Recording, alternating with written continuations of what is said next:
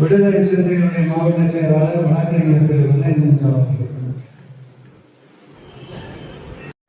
பொறுப்பாளர்கள் கூட்டத்துடைய தலைவர், நம் மண்ணின் மைந்தர், மரியாதைக்குரிய சட்டத்துறை அமைச்சர் அண்ணன் ரகுபதி அவர்களே, முன்னாள் நிதியமைச்சர் மரியாதைக்குரிய மாண்புமிகு அண்ணன் ப. சிதம்பரம் அவர்களே, என்னுடைய வாழ்நாளிலே சொல்லியிருக்கிறார். அப்படிப்பட்ட ஒரு போர் ஏற்பட்டிருக்கின்றது. மோடி என்ற அரகன் மோடி சொல்லி வெற்றி அடைவதற்கு அல்லது கருத்துக்களை பொருந்துவதற்கு ஊடகங்கள் மற்றும் பல்வேறு வகையான பத்திரிகைகளிலும் செய்திகளை பரப்புவார்கள். அதற்கெல்லாம் அவர்களை கடந்த முறை தேர்தலிலே நாங்கள் கூட்டணியோடு இருந்தோம். இந்த முறை விடுதலை சிறுத்தைகள் நாங்கள் அவர்களுக்கு உறுதுணையாக இருப்போம் என்று கூறி இந்த நிகழ்ச்சியை கலந்து கொண்ட மரியாதைக்குரிய ராஜா, வீரமணி உள்ளிட்ட கட்சியினுடைய அனைத்து முன்னணி பொறுப்பாளர்கள் வெற்றி வருவார் என்பதை நான் உறுதியாக சொல்கிறேன். ஏனென்று கேட்டால் அண்ணன் ப. சிதம்பரம் அவர்களுக்கு நான் 10 ஆண்டுகளாக பணியாற்றும் பொழுது இதே மேடையிலே நீங்கள் வெற்றி வேட்பாளர், நீங்கள் அமைச்சர் தான் என்று அன்றே நாங்கள் உறுதி கொடுத்தோம். அதே போல அண்ணன் கார்த்திக் அவர்களுக்கும் இதே மேடையிலே கடந்த முறையும் சொன்னோம். இந்த தடவையும் அவர் வெற்றி வேட்பாளர் உறுதியாக சொல்கிறோம். 40க்கு 40 இந்தியா கூட்டணி வெற்றி, கண்டிப்பாக இந்தியாவில் ஆட்சி மாற்றம் ஏற்படும் என்பதை கூறி எனக்கு தந்த வாய்ப்புக்கு நன்றி கூறி விடைபெறுகிறேன். நன்றி, வணக்கம். இருந்தவுடன் ஒரு டீ 250 ரூபாய் சொல்லக்கூடிய நிலை உருவாகும். ஆகவே இந்த மோடி இந்த நாட்டை விட்டு அகற்றப்பட வேண்டிய தீய சக்தி. இதை நாம்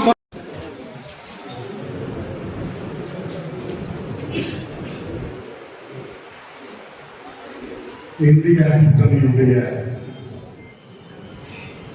கட்சியுடைய பொறுப்பாளர்கள், நிர்வாகிகள் கலந்து கொள்ளக்கூடிய இந்த திரளான கூட்டத்திற்கு தலைமையேற்றிருக்கிறது. அன்பிற்கும் மரியாதைக்கும் உரிய மாண்புமிகு சட்டத்துறை அமைச்சர் திரு ரகுபதி அவர்களே, வேட்பாளர் கார்த்தி சிதம்பரம் அவர்களே, திராவிட முன்னேற்ற கழக கட்சிகளுடைய பெயர்களை நாம் படிக்க வேண்டியிருக்கிறோம். இந்த கட்சிகள் எல்லாம் கண்ணுக்கு செஞ்ச கட்சிகளாக தோன்றலாம். ஆனால் அந்த கட்சிகள் உருவாக்குவதற்கான காரணம், பெரிய காரணம். இந்த கட்சிகள் எல்லாம் பாருங்க, திராவிட முன்னேற்ற கழகம் பெரிய கட்சி, காங்கிரஸ் கட்சிக்கு நீண்ட மரபிருக்கிறது. இந்திய கம்யூனிஸ்ட் கட்சிக்கும் மார்க்சிஸ்ட் கம்யூனிஸ்ட் கட்சிக்கும் 100 ஆண்டுகள் வரவிருக்கிறது. விடுதலை சிறுத்தைகள் கட்சி பல ஆண்டு காலமாக தமிழ்நாட்டில் செயல்பட்டு இந்தியன் யூனியன் முஸ்லிம் லீக் கட்சி சுதந்திர காலத்திலே இருந்து இருந்தது. அதற்கு பிறகு ஏன் இத்தனை கட்சிகளை தோன்றியிருக்கிறது? இந்த கட்சிகளுடைய தோற்றத்திலெல்லாம் குறைத்து வலித்து சொல்லும் காரணம், ஒடுக்கப்பட்டவர்கள், நலிந்தவர்கள், குரல் எழுப்பினால் அந்த குரலை கேட்கிறார்கள், வறுமையிலே இருந்தவர்கள், உழைக்கும் வறுமை, அவர்களுக்கு இருக்கிற ஆனந்தத்தையும் தேவைகளையும் இப்ப மோடி அவர்கள் இந்தியா விஸ்வம், இந்தியா முடிந்திருந்தால், இந்தியா விஸ்வம் உலகத்துக்கே ஆசிரியராக இருந்தால் ஏன் இத்தனை பேர் நம்முடைய ஆதரவுகளை தெரிவிக்கிறார்கள்? இந்தியாவில் பல அடுக்கு மக்கள் இருக்கிறார், பல தட்டு மக்கள் இருக்கிறார், எல்லா நாட்டிலும் இருக்கிறார். ஏழைகள், பணக்காரர்கள் எல்லா நாட்டிலும் இருக்கிறார். ஆனால் இந்தியாவில் இருக்கக்கூடிய ஏற்றத்தாழ்வுகள் இதை போன்ற ஏற்றத்தாழ்வுகள் உலகத்தில் எந்த நாட்டிலும் இந்தியாவில் 140 பேர். அது 2 கீழ்ப்பாதி 70 கோடி, மேல்பாதியிலே பல தட்டுகள் இருக்கின்றன, கீழ்ப்பாதியிலே பல தட்டுகள் இருக்கின்றன. அதெல்லாம் ஒதுக்கி வைத்திருக்கு. மேல்பாதி 70 கோடி, கீழ்ப்பாதி 70 கோடி என்று நான் பிரித்து பார்க்கிறேன். கீழ்ப்பாதி 70 கோடிக்கு இந்தியாவில் மொத்த வருமானத்தில் 13%, 50% மக்களுக்கு, 70 கோடி மக்களுக்கு 13%. மேல் 70 கோடி மக்களுக்கு 87%. சொத்து என்று எடுத்துக்கிறார் கீழ்பாதி 50%, 70 கோடி மக்களுக்கு 100%, மேல்பாதி 70 கோடி மக்களுக்கு 97%. உலக வங்கி சொல்கிறது, சர்வதேச நிதி நிலையம் சொல்கிறது, இந்தியாவில் இருக்கிற ஏற்றத்தாழ்வுகள் கூட எந்த நாட்டிலே இந்த அளவுக்கு மலை நடுவே என்ற ஏற்றத்தாழ்வுகள் ஏறத்தாழ எல்லா நாடுகளும் எல்லாவற்றையும் ஒரு அளவுக்கு சமமாக அல்லது ஒரு ஏற்றுக்கொள்ளக்கூடிய பிரித்து தருகிறார். இந்தியாவில் மட்டும் சொத்து குவிகிறது. ஒரு பக்கம் மக்கள் மிகுந்த ஏழ்மையில் இருக்கிறார்கள். 21 கோடி மக்கள் இந்தியாவை வறுமையில் இருக்கிறார். 21 கோடி மக்கள் வறுமையில் இருப்பதை மோடி அரசு பாராட்டுகிறது. அந்த வறுமையில் இருப்பவர்கள் யார்? கீழ்ப்பாதியில் இருப்பவர்கள். கீழ்ப்பாதியில் இருப்பவர்கள் எல்லா சமுதாயத்தையும் சார்ந்த இந்துக்கள் இருக்கிறார், மற்ற சமுதாயங்களும் இருக்கிறார். ஆனால் அவர்கள் யார் இருப்பார்? அவர்கள் யார் என்றால் பேசிய கம்யூனிஸ்ட் கட்சிகளுடைய சொன்னார், நலிந்த பிரிவுகள் தான் இந்த கீழ்ப்பாதியில் இருக்கிறார். பிற்படுத்தப்பட்ட சமுதாயம் ஓபிசி சொல்றாரு, தலித் சொல்றாரு, மலைவாழ் சிறுபான்மை இஸ்லாமிய சமுதாயம், சிறுபான்மை கிறிஸ்துவ சமுதாயம், இவர்கள் தான் இங்கே கீழ்ப்பாதியில் இருக்கிறார். அவர்கள் குரல்தான் ஓங்கி ஒலிக்கவில்லை. அவர்கள் தான் நலிந்திருக்கிறார்கள். அவர்கள் தான் நசுக்கிறார்கள். அவர்களுக்காக ஒரு கட்சி வேண்டும், அவர்களுக்காக ஒரு கூட்டணி வேண்டும், அவர்கள் வாழ்வு முன்னேறுவதற்காக ஒரு அரசியல் அமைப்பு வேண்டும், ஒரு அரசு வேண்டும் என்றுதான் இந்தியா கூட்டணி அமைந்திருக்கிறது. இந்தியா கூட்டணி என்பது கீழ்ப்பாதி 50% மக்களுக்காக அமைந்த கூட்டணி. மோடி அவர்களுடைய அரசு மேல்பாதி 50%, மேல்பாதி 50% கூட இல்லை, மேல்பாசி 10%, 5%க்காக அமைக்கப்பட்ட அரசு.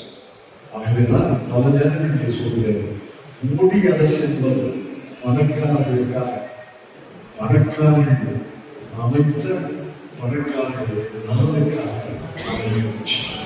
government of the rich, by the rich and for the rich. அதைதான் சொன்னார். எல்லா துறைமுகங்களும் ஒரு கையில் போய் சேர்த்து, எல்லா விமான நிலையங்களும் ஒரு கையில் போய் சேர்த்து, கான்ட்ராக்டர்களும் ஒரு கையில் போய் சேர்த்து, எல்லா மனித திட்டங்களும் ஒரு சிலர் கையில் போய் சேர்த்து, ஒரு சிலர் கையை போய் சேர்க்கிறத விட அவர்கள் இந்தியாவிலே பணக்காரர்கள் அல்ல, உலகத்திலே 5வது, 8வது, 7வது என்ற இடத்துக்கு போகிறார்கள். அதை பற்றி நான் பொறாமைப்படுறேன். எல்லாரும் உயர்ந்து, எல்லாருடைய வாழ்க்கை உயர்ந்து, நீ மேலும் உயர்ந்தால் நான் பொறாமைப்படுகிறேன். எல்லாருடைய வாழ்க்கையும் உயர்ந்ததில்லை, எல்லாருடைய வாழ்க்கையும் நலிந்ததும் இருக்கிறது. நீ மட்டும் எப்படி உயர்ந்து கொண்டே போகிறார் என்ற கேள்விக்கு மோடி அவர்கள் பதில் சொல்லப்படுகிறார். இன்னைக்கு இந்திய மக்களுக்கு மிகப்பெரிய சவால்கள் என்ன? ஒன்று விலைவாசி உயர்வு, இன்னொன்று வேலையில்லா. விலைவாசி உயர்வை, பணவீக்கத்தை மோடி அரசால் கட்டுப்படுத்த முடியவில்லை. பணவீக்க இழப்பு நாளிலே இருந்து 2006ஆம் ஆண்டு பணமதிப்பு இழப்பு நாளிலே இருந்து தொடர்ந்து இந்த நாட்டிலே விலைகள் உயர்ந்து கொண்டிருக்கின்றன. என்ன சொன்னார்? ஆட்சிக்கு வருவதற்கு முன்னால், நான் ஆட்சிக்கு வந்தால் பெட்ரோல் விலை 40 ரூபாய், டீசல் விலை 30 ரூபாய். இது என்ன விலை? கேஸ் சிலிண்டர் விலை நாம் பதவியிலிருந்து விலகிய போது 400 ரூபாய், 450 ரூபாய், இன்னைக்கு 1020 ரூபாய். இந்த 1020 ரூபாய் 100 ரூபாய் குறைச்சா வரவேற்கிறோம். ஆனால் மீண்டும் ஆட்சிக்கு வந்தால் 100 ரூபாய் கொடுக்க மாட்டார்கள் என்ன உத்தரவாதம்? ஆக எந்த விலை குறைந்திருக்கிறது? சோப்பு சீப்பிலிருந்து காலனி, பள்ளிக்கூடம் வரைக்கிறது, எல்லா விலைகளும் குறைந்திருக்கின்றன.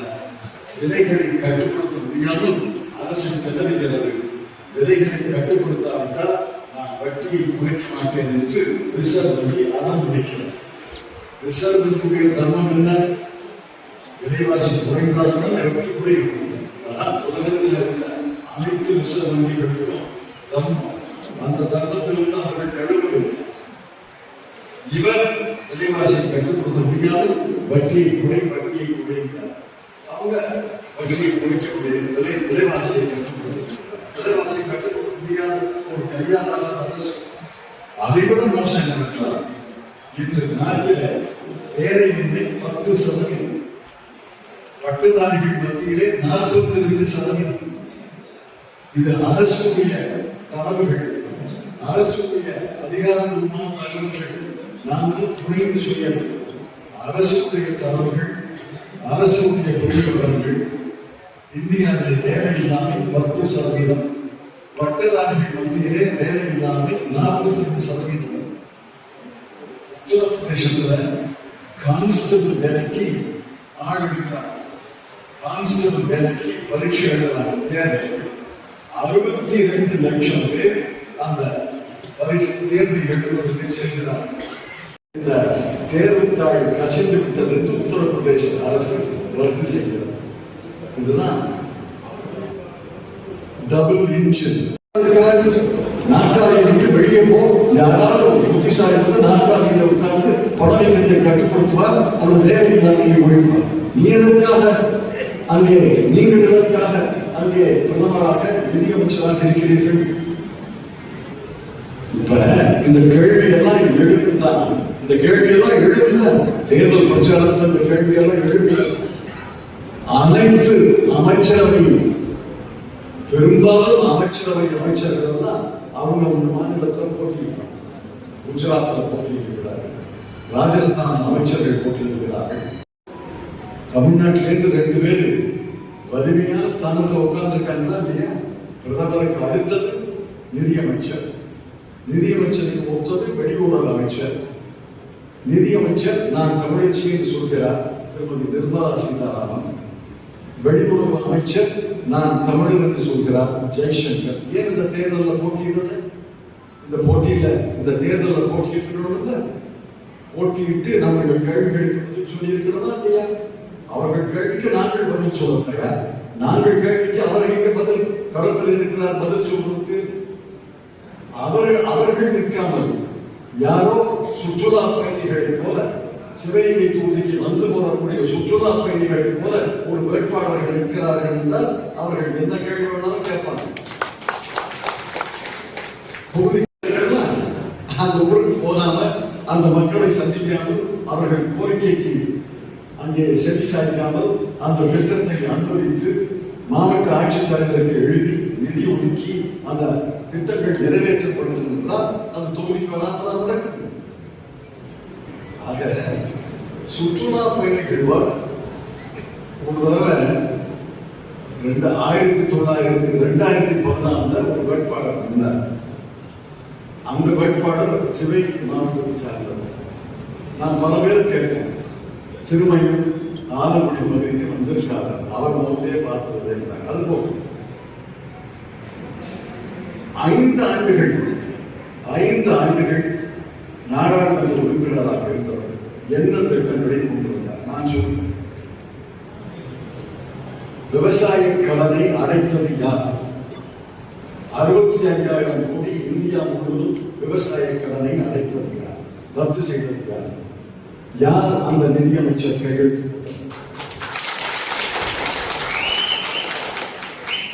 100 நாள் வேலைவாய்ப்பு திட்டத்தை நாடு முழுவதும் அமல்படுத்தி தமிழ்நாட்டிலே அமல்படுத்துவதற்காக அந்த கையெழுத்தை போட்டது யார்? பயிர் இன்சூரன்ஸ் திட்டத்தை நாடு முழுவதும் அமல்படுத்தி தமிழ்நாட்டிலேயும் பயிர் இன்சூரன்ஸ் திட்டத்தை கொண்டு வந்த கோப்பில் யார் கையெழுத்து போட்டது? திருமயத்தில் உள்ள வங்கிகளை எல்லாம் திறந்தது யார்? இந்தியாவிலேயே ஒரு நாடாளுமன்ற தொகுதியிலே அதிகமான வங்கிகள் இருக்கிறது என்றால் அது சிவகங்கை நாடாளுமன்ற.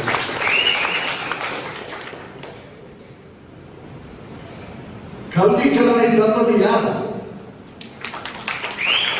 இது எங்க இருக்கு கல்வி கடன்? யாருக்காவது கல்வி கடன் கிடைச்சிருக்கா? பிள்ளைக்கு, பொண்ணுக்கு, மச்சனுக்கு, மைத்தூருக்கு யாருக்காவது கல்வி கடன் கிடைச்சிருக்கா? சொல்லுங்க. யாராவது எந்திரிச்சு எனக்கு கல்வி கடன் கிடைத்ததுன்னு சொல்லுங்க பார்க்கலாம். கல்வி கடனை தந்தது யார்? இப்பொழுது சொல்கிறேன், காங்கிரஸ் கட்சியின் தேர்தல் அறிக்கை வரவிருக்கிறது. கல்வி கடன் பெற்ற மாணவர்களுக்கு இனிப்பான செய்தி வரவிருக்கிறது.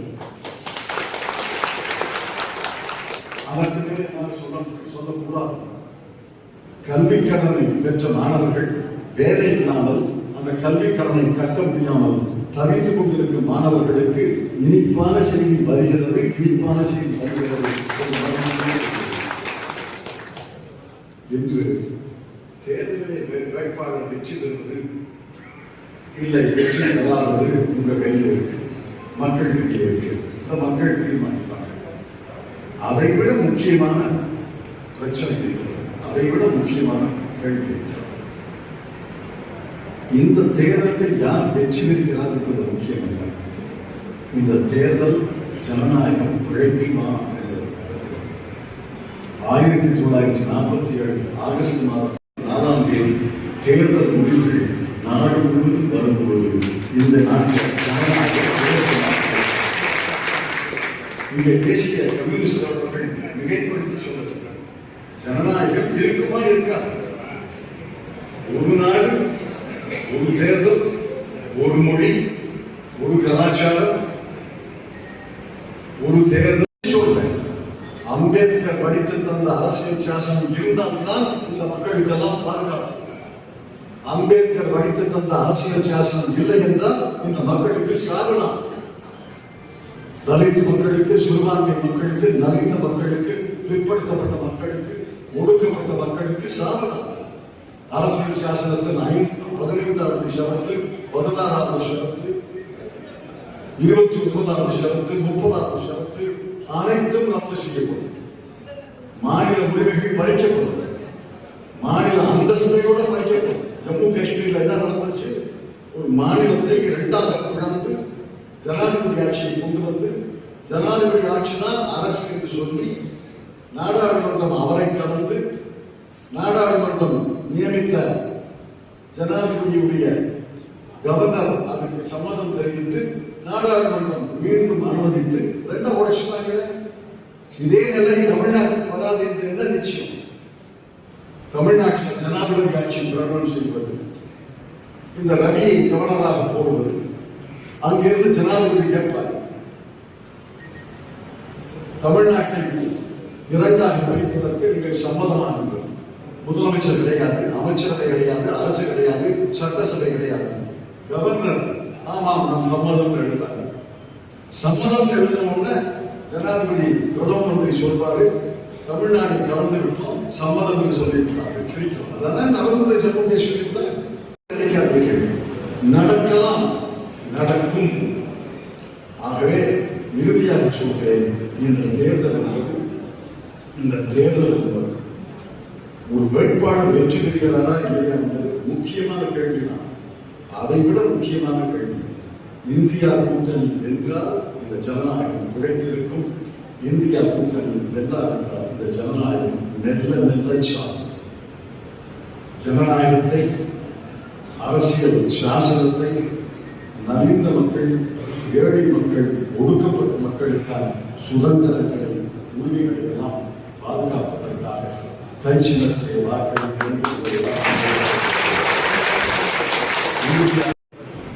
வர இருக்கிற நாடாளுமன்ற தேர்தலை பற்றி இங்கே பேசியவர்கள் எல்லாம் நாளை நாம் மீண்டும் வாக்களிக்கின்ற உரிமை நமக்கு கிடைக்குமா கிடைக்காதா என்பதை முடிவு செய்கின்ற தேர்தல் இந்த தேர்தல் என்பதை இன்றைக்கு எடுத்துச் சொன்னார்கள். இன்றைக்கு மோடி இடத்தில் இருக்கக்கூடிய பிரதமர் என்கின்ற அந்த அதிகாரத்தை வைத்துக் கொண்டு ஐடியையும், சிபிஐயையும், இடியையும் தன்னுடைய தோழர்களாக வைத்துக் கொண்டு இன்றைக்கு எந்த அளவுக்கு அதிகார துஷ்பிரயோகம் செய்ய வேண்டுமோ அதை ஜனநாயக நாட்டிலே செய்து கொண்டிருப்பவர் தான் பாரத பிரதமர் மோடி அவர்கள்.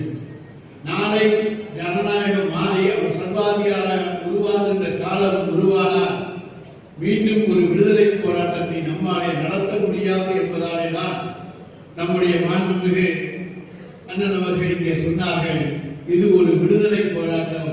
ஜூன் 4ஆம் தேதி அன்று இந்தியாவுக்கு மீண்டும் ஒரு விடுதலை கிடைக்க வேண்டும் என்று அதை உறுதி செய்கின்ற இடம் நம்முடைய சிவகங்கை பாராளுமன்றம் என்பதை நாங்கள் மகிழ்ச்சியோடு தெரிவித்துக் கொள்கின்றோம்.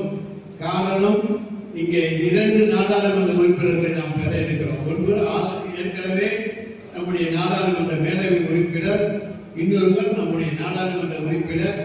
எனவே நாடாளுமன்ற உறுப்பினர்களை பொறுத்தவரைக்கும் காணவில்லை என்றெல்லாம் பேச்சுக்கான வாய்ப்பே கிடையாது. அவர்கள் நமக்காக நாடாளுமன்றத்திலே பணியாற்றுகிறார்களா, என்ன செய்திருக்கிறார்கள், செய்து கொண்டிருக்கிறார்கள் என்பதுதான் முக்கியம். நமக்காக என்ன குரல் கொடுக்கிறார்கள் என்பதுதான் இங்கே முக்கியமே தவிர ஒரு சட்டமன்ற உறுப்பினரை போலவோ ஊராட்சி மன்ற தலைவரை போலவோ எல்லா வீடுகளுக்கும் வந்து சென்றார்களா என்பது அதனை முக்கியமல்ல. ஆனால் அப்படி இருந்தும் நிச்சயமாக நம்மளை எப்பொழுதும் தேடி வருகின்றவர்களாக அவர்கள் இருந்திருக்கிறார்கள் என்பதை இந்த நேரத்திலே நாம் நினைவுபடுத்திக் கொள்ள கடமைப்பட்டிருக்கின்றோம். எனவே அப்படிப்பட்ட ஒருவர் தான் நம்முடைய கார்த்தி சிதம்பரம் அவர்கள். நம்முடைய மாண்புமிகு தமிழ்நாடு முதலமைச்சர் தலைவர் தளபதி அவருடைய கொள்கைகளை நிச்சயமாக பாராளுமன்றத்தில் பிரதிபலிப்பவராக இருப்பார். ஏனென்று சொன்னால் 2 தினங்களுக்கு முன்னாலே அண்ணா திராவிட முன்னேற்ற கழகத்தினுடைய வேட்பாளர்களை அறிமுகம் செய்த முன்னாள் முதலமைச்சர் எடப்பாடி பழனிசாமி தெரிந்து பேசினாரா, தெரியாமல் பேசினாரா, புரிந்து பேசினாரா, புரியாமல் பேசினாரா என்று தெரியவில்லை. ஆனால் அவர் சொன்னார், தமிழ்நாடு முதலமைச்சர் ஒரு தேர்தல் அறிக்கையை வெளியிட்டிருக்கிறார். இந்தியா முழுவதும் இருக்கிற மகளிருக்கு, தகுதியுள்ள மகளிருக்கு நாங்கள் மகளிர் உரிமை தொகை கொண்டு வருவோம். பெட்ரோல் விலையை 75 ரூபாயாக, டீசல் விலையை 65 ரூபாயாக குறைப்போம் என்றெல்லாம் தேர்தல் வாக்குறுதிகளை ஒரு மாநில முதலமைச்சர் தந்திருக்கிறார் என்று அவர் சொல்லியிருக்கிறார். ஒரு மாநில முதலமைச்சராக அவர் தரவில்லை, இந்தியா கூட்டணியை எனவே இது அவரால் நிச்சயமாக நிறைவேற்றி காண்பிக்க முடியும். எனவே எல்லா அரசியல் கட்சிகளுக்கும் அது ஒரு பொதுவான கொள்கையாக நிச்சயம் வரணும்.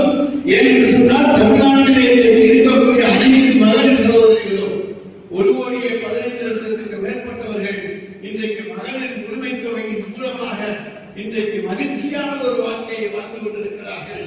பல்வேறு மகளிர் நல திட்டங்களை தந்திருக்கிற முதலமைச்சர் தான் நம்முடைய மாண்புமிகு தமிழ்நாடு முதலமைச்சர் அவர்கள். எனவே 40க்கு 40 அது நம்முடைய லட்சியம், வெற்றி, அது உறுதி. ஆனால் அது எப்படிப்பட்ட வெற்றியாக இருக்க வேண்டும் என்று சொன்னால், பாரதிய ஜனதாவும் அண்ணா திராவிட முன்னேற்ற கழகமும் வாங்குகிற 2 வாக்குகளையும் கூட்டி பார்த்தால் அதை விட அதிகமான வாக்குகளை நாம் வாங்க வேண்டும். அதுதான் நமக்கு கிடைக்கின்ற உண்மையான வெற்றி, நம்முடைய உழைப்புக்கு கிடைக்கின்ற வெற்றி. அப்படிப்பட்ட வெற்றியை பெற்றுத் தரக்கூடிய வீரர்களாக, வீராங்கனைகளாக நீங்கள் இருக்க வேண்டும் என கேட்டு, இந்தியா கூட்டணி மத்தியிலே ஆட்சிக்கு வருவது உறுதி. அப்பொழுது நம்முடைய லட்சியங்கள் நிறைவேறுவது உறுதி என சொல்லி வாய்ப்புக்கு நன்றி கூறி விடைபெற்றுக் கொள்கிறேன். நன்றி. விடுதலை சிறுத்தைகளுக்கும் மதிமுகவுக்கும் ஒதுக்கலையா? ஒதுக்கலை.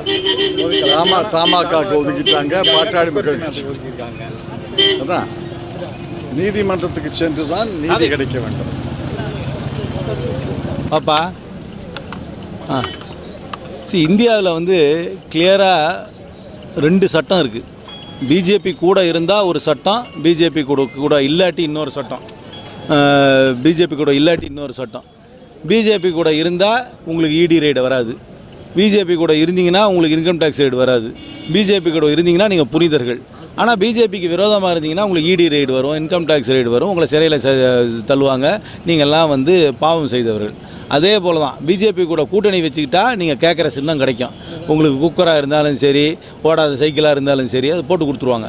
ஆனால் பிஜேபிக்கு எதிர்த்த அணியில் இருந்தீங்கன்னா நீங்கள் என்ன தான் பண்ணாலும், நாம் தமிழராக இருந்தாலும் சரி, இங்கே மதிமுகவாக இருந்தாலும் சரி, இங்கே வந்து இப்பொழுது வந்து விடுதலை சிறுத்தைகளாக இருந்தாலும் வந்து அவங்களுக்கு சின்னம் ஒதுக்கிறது கிடையாது. அதனால் இந்தியாவில் வந்து என்னை பொறுத்த வரைக்கும் ஒரு பொதுவாக எல்லோருக்கும் ஒரு பொதுவான சட்டம் இல்லாமல் பிஜேபிக்கு ஆதரவு ஒரு சட்டம், பிஜேபிக்கு விரோத ஒரு சட்டம் என்று 2 சட்டங்கள் இந்தியாவில் அமல்படுத்தப்படுகிறார்கள். இதுக்கெல்லாம் முற்றுப்புள்ளி வைக்க வேண்டும் என்றால் என்னை பொறுத்த வரைக்கும் தேர்தலிலே அந்த பிஜேபி அணியை தோற்கடிப்பது மட்டும்தான் வழி. சார் டெல்லியில் வந்து சட்டமன்ற உறுப்பினர்கள் அமைச்சர்கள் வந்து போராட்டம் நடத்திட்டு கண்டிப்பாக நடத்துவாங்க. ஒரு மாநிலத்தை தேர்ந்தெடுக்கப்பட்ட முதலமைச்சரை வந்து கைது செய்தார்கள் என்றால் இந்தியாவில் இந்த மாதிரி நடந்ததே கிடையாது. இதெல்லாம் வந்து சர்வாதிகார நாட்டில் தான் இந்த மாதிரி நடக்கும். ஒரு மாநில முதலமைச்சரை கைது செய்து அந்த அரசாங்கத்தையே நிலை குலைக்க வைத்தால் நிச்சயமாக அங்கே போராடுவார்கள். என்னை பொறுத்தவரை இந்திய அளவிலே போராட்டம் வெடிக்க வேண்டும். இதற்காக சிவகங்கை தொகுதியில் வந்து உங்களோட வெற்றி வாய்ப்பு பிரகாசமாக இருக்கிறது. தமிழ்நாட்டை பொறுத்தவரைக்கும் 40 தொகுதிகளிலும் திராவிட முன்னேற்ற கழக தலைமையில் இருக்கும் காங்கிரஸ் கட்சி அங்கம் வைக்கும் கூட்டணி தமிழ்நாடு பாண்டிச்சேரியில் 40 தொகுதிகளிலும் வெற்றி பெறும். சிவகங்கையிலும் அமோக வெற்றி பெறுவோம்.